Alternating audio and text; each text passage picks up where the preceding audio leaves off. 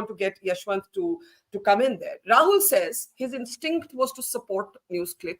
सब journalist की एक intuitive वो होती है कि भाई एक तरफ authority और दूसरी तरफ पत्रकार. Your heart will go to the पत्रकार, which is how his heart traveled. But then he thought about it and he said NewsClick's journalists, anchors, hosts also need to tell people somewhat more than they're telling right now, right? And he's actually gone much further. He said if they continue to work there knowing that the funding was coming from Chinese sources, he thinks that's inexcusable. I want Yashwant to add to that before I take it back to Mr. Ved and Mr. Hegde. Yashwant? Well, I kind of agree with Rahulji. It's to each his own. I find it, as I said, and even my discussion and arguments with Sanjay yesterday online, I did not say that I am forcing my opinion on anybody. I feel there is a Lakshman Rekha. There is something which to each his own. Somehow it doesn't fit in my idea of what an ethical thing would be to do, even after knowing that the fund is coming from, say, China or Pakistan for that matter. And I disagree on one thing, that no, China is not just another soap. China sending FDI for some Paytm or some car machinery or some other industry is very different from China putting money via FDI into news media for propaganda purpose. And I'm sure that there must be very, very serious links and other things which we are not aware at this point of time. But I totally agree with Rahulji on this thing. Once you know, by the time you did not know, it's perfectly excusable. But once you know, you should ask a question. You need answer on that. You are supposed to, whether I should be doing this or not, or whether I should be appearing there or not, or whether I should be writing there or not.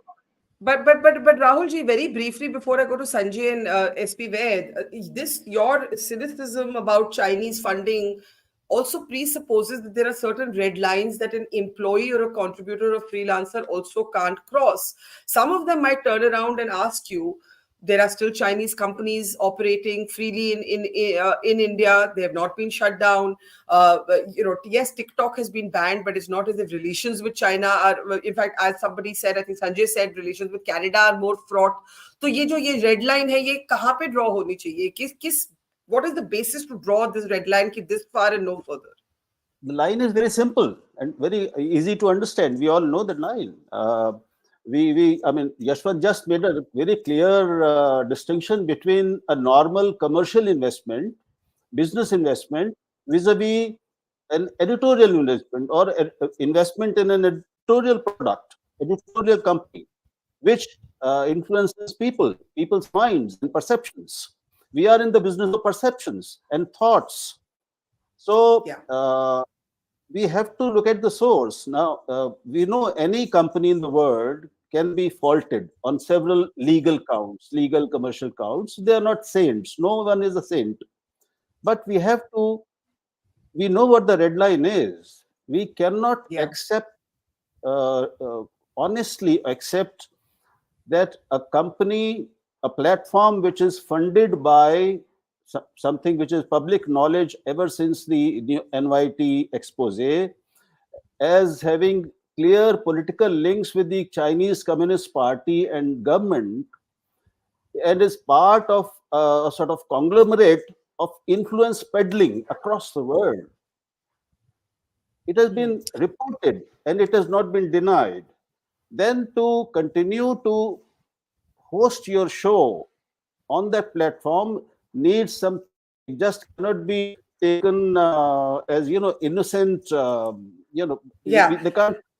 We can't. Yes, but you raise a valid question. I want to take it to Sanjay Hegde. But that said, I think it still doesn't make the leap to the UAPA law being invoked. I think it doesn't, and I think we all, even Mr. Ved, agrees that without more proof, so far we do not understand the invocation of the anti-terror law. Meanwhile, as I'm speaking, Sanjay Singh, the Aam Aadmi Party Rajya Sabha member of Parliament, has been arrested. by the Enforcement Directorate.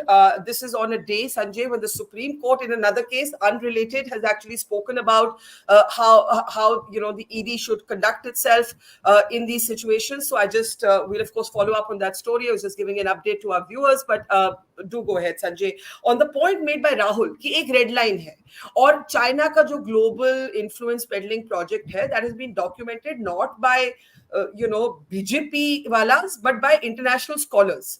And that if this was part of that propaganda machine, theek hai, for a long time, maybe you didn't know, but once you know, what should you do?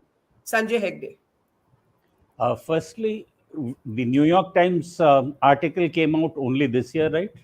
2023. Yes. Yes. So post 2023, what should somebody have done? That's about it. Now, these investments, when were they done? Singham's investments, if I'm not mistaken, happened around 2019 or somewhere around that. These 38 crores. In 2019, had Galwan happened? Had any of these things happened?